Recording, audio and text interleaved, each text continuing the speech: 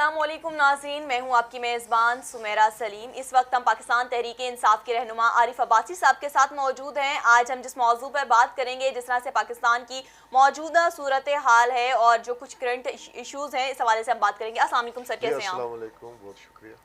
Sir, सबसे पहले तो मुझे ये बताइएगा, जिस तरह से गुज़िश्ता रोज़ वफाकी वज़ीर थे फैसल वाडा साहब, उनकी जानिब से एक निजी टीवी चैनल के प्रोग्राम में बूट रखा जाता है। उसके बाद काफ़ी शेयर सुर्खियों में हैं, चाहे एंकर पर्सन हो या तो सोशल मीडिया हो। ये मामला इतना ज़्यादा सरगर्म हो गया था, कहीं उनको तनकीद का निशाना बनाया जा रहा है तो कहीं सराहा जा रहा है। आप क्या कहते हैं कि किसी भी पॉलिटिकल वर्कर को क्या इस तरह की हरकत, आप इस हवाले से क्या कहना चाहेंगे? हाँ देखें जी, मैं समझता हूँ कि वो वाक़या जिस तरह का हुआ उसकी शायद वो अपनी नौइयत का एक इलादा ही कोई वाक़या था। पहले इस तरह की हरकत नहीं हुई।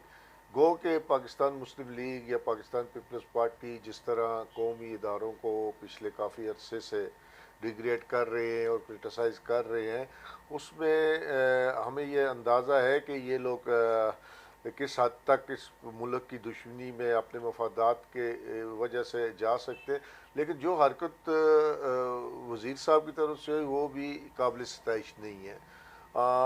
जब आपके पास कोई ज़िम्मेदारी होती है, आप आवाम के वोटों से आए हुए होते हैं और आप एक ऐसी पार्टी को रिप्रेजेंट कर रहे हैं जो बाकी से मुख्तलिफ गैर रवायती पार्टी है और सिविलाइजेशन पे यकीन रखती है, तो वहाँ एक मोहतात रहना चाहिए। और वो वाक़या ऐसा था जिसको पार्टी के अंदर भी किसी ने सराहा नहीं है, कोई उस पर खुश नहीं हुआ।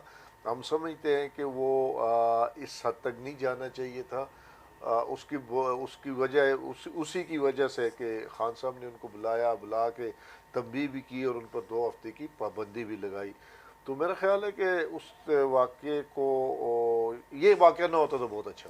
लेकिन सर, जिस तरह से सॉरी आपने एक बात बोली कि ये मतलब तहरीक इंसाफ की जानिब से ये पहली दफ़ा अगर हुआ, लेकिन हम बात करें तो तहरीक इंसाफ के और भी बहुत से रहनुमा हैं जो इस तरह की, मतलब जिस तरह से वफाकी वज़ीर है साइंस एंड टेक्नोलॉजी, उनकी जानिब से भी इस तरह के इकदाम थे। आपने कहा कि एक बहुत पढ़ी लिखी जाहिर सी बात है कि इमरान खान खूब लेके आए थे, एक नया नज़रिया लेके आए थे, एक तब्दीली लेके आए थे। लेकिन जिस तरह से, चलें हम एक बात को छोड़ देते हैं, वो मैंने आपकी वही वाली बात को पकड़ा है उधर से, तो इधर मतलब रवैये इस तरह के माजी में भी देखने में आए हैं। नईमुल हक साहब का अगर ले लें तो उन्होंने जिस तरह से दनियाल अजीज़ साहब को थप्पड़ मारा, और फवाद चौधरी साहब ने तो खैर दूसरी दफ़ा, तो आप क्या कहेंगे? नहीं, उसमें नईमुल हक साहब की जो वाक़या, ये बहुत पहले का वाक़या, 2014-15 या 15-16 का वाक़या है ये।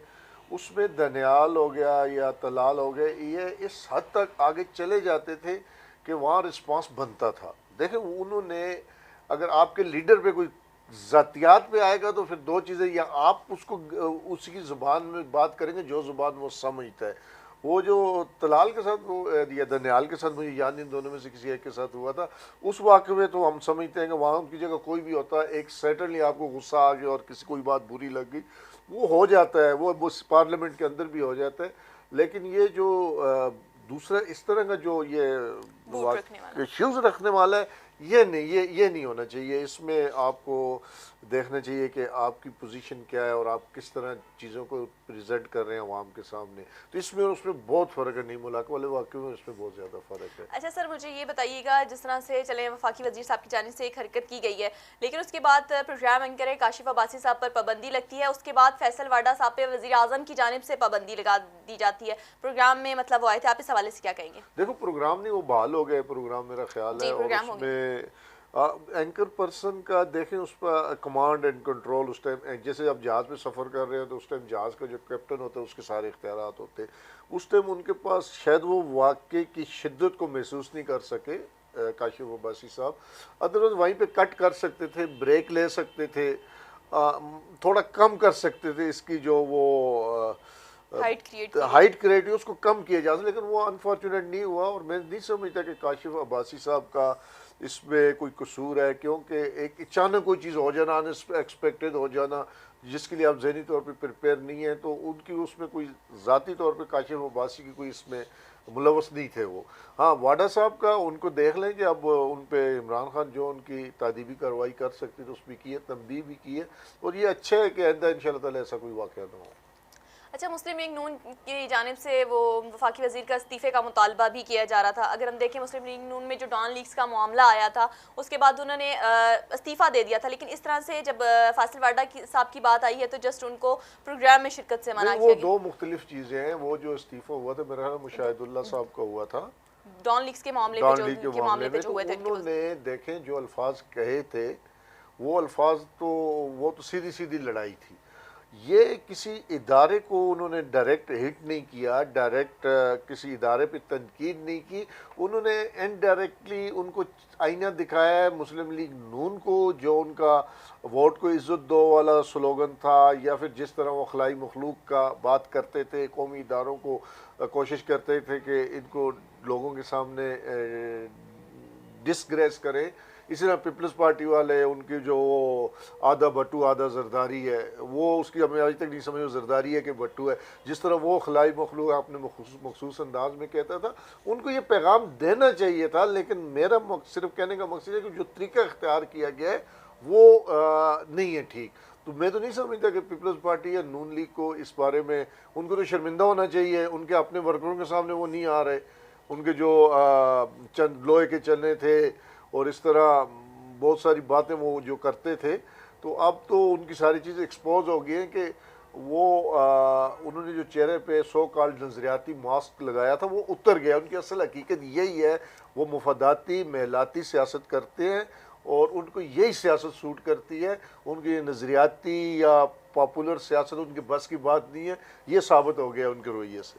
اچھا سر، جس طرح سے مسلم لیگ نون کی جانب سے تھا کہ ہم ایک نظریاتی ہیں، ووٹ کو عزت دو، اس طرح کے بڑے سلوگن ان ہوئے تھے اور وہ ختم بھی ہوئے. جس طرح سے اب ہے کہ بوٹ کو وہ کہہ رہے تھے کہ چاٹنے والی بات کی. لیکن اگر ہم ماضی کی کچھ باتیں دیکھیں وزیر اعظم عمران خان صاحب کی، تو ایک بہت اہم بات تھی جو وہ کہتے تھے کہ کسی بھی جنگ کی بھی صورتحال یا کچھ، کبھی بھی وہ اس فیور میں نہیں تھے کہ کسی آرمی چیف کی جو ایکسٹینشن ہے وہ دی جائے.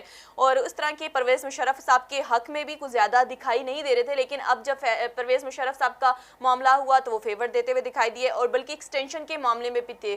تو جس طرح سے نواز شریف بھی کہتے تھے کہ میں باہر نہیں جاؤں گا اور اس طرح کی باتیں، تو اگر ہم دونوں کو کریں تو اگر مسلم لیگ نون نے یو ٹرن لیا ہے تو کیا پی ٹی آئی نے بھی ایک طرح سے یو ٹرن لیا ہے؟ دو مختلف چیزیں. نون لیگ کی آپ دیکھیں، نون لیگ کی ڈی این اے کیا ہے، نون لیگ پیدا کس طرح ہوئی. نون لیگ مسلم لیگ کو اپنی جماعت کو توڑ کے نواز شریف نے نون لیگ بنائی. اس ٹائم بھی پیسے کا استعمال ہوا. پھر پہلے دن سے یہ چھانگا مانگا اور پھر ان کے خرید و فروخت، بے نظیر صاحبہ کا بڑا ایک سلوگن تھا چمک کا استعمال، اداروں کا استعمال، وہ اس چیز کے یوز ٹو ہیں. وہ ان کی تو پرورش ہی ساری اسی ماحول میں ہوئی ہے کہ انہوں نے عوام کے پاس نہیں جانا، کہیں اور جانا ہے. تو اس لیے ان کی بس کی بات نہیں ہے. نظریات کی سیاست اور اصولوں کی سیاست یہ نون لیگ کے خمیر میں ہی نہیں، وہ کر ہی نہیں سکتے. ان کے آپ لوگ دیکھیں، سب سے چھوٹا بدماش ہے جو ان کا کونسلر ہے، اس سے بڑا بدماش جو ہے قبضہ مافیا ہے، وہ ان کا ایم پی ایم این اے بن گیا ہے. تو ایک جتنے بھی قانون شکن لوگ ہیں ان کی پناہ گاہ پاکستان مسلم لیگ ہے. تو اس لیے ہم تو سمجھتے ہیں ان کو، ہم سیاسی جماعت تو سمجھتے نہیں ہیں ان کو، ہم مفاداتی لوگوں کا ایک گروہ ہے جو اکٹھا ہوا ہے. پاکستان تحریک انصاف نے دیکھا جی، عمران خان نے آج تک جتنے بھی فیصلے کیے ہیں وہ ملک کے مفادات کو مد نظر رکھتے ہوئے کیے. چاہے ان کی ذات کی نفی ہوئی ہے، ان پہ تنقید بھی ہوئی ہے، لیکن جہاں ملک کا مفاد ان کو بہتر نظر آیا وہ اس طرف گئے ہیں.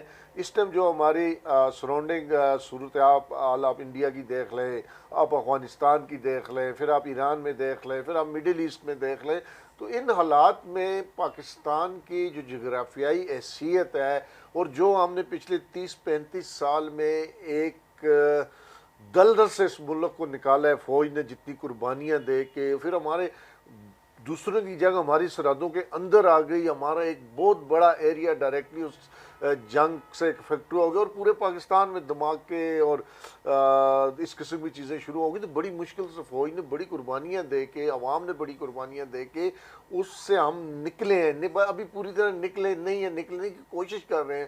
تو ایسی صورت میں عمران خان نے اگر کہیں کوئی ایسے فیصلے کیے ہیں جس میں ایون ان کی ذات نفی ہوئی لیکن اس میں مفاد پاکستان کا تھا، انہوں نے اپنی ذات کو فائدہ نہیں پہنچایا، اپنی پارٹی کو فائدہ نہیں پہنچایا. انہوں نے دیکھا جس میں پاکستان کا مفاد ہے، جس میں قوم عوام کا فائدہ ہے جس میں ملک آگے جا سکتا ہے تو وہ فیصلے انہوں نے کیے. تو اس میں کوئی ایک فیصلہ بھی ایسا نہیں ہے جس میں ہمیں ذرا سی بھی کوئی شرمندگی ہو یا ہم سمجھے کہ یہ خان نے اپنے مفاد کے لیے کیا. سر اچھا ڈاکٹر یاسمین راشد صاحبہ کہتی ہیں کہ جس طرح سے مریم نواز کہہ رہی ہیں کہ والد کی عیادت کے لیے جانا ہے, وہ باہر جانے کی مطلب خواہش مند ہے. ایک طرف ان کا نام ECL میں ڈال دیا. پہلا کوشچن میرا یہ کہ اس حوالے سے. سیکنڈ یہ کہ یاسمین راشد صاحبہ کہتی ہیں کیا وہ اپنے والد سے عیادت کے لیے ریسٹورنٹ میں جائیں گی,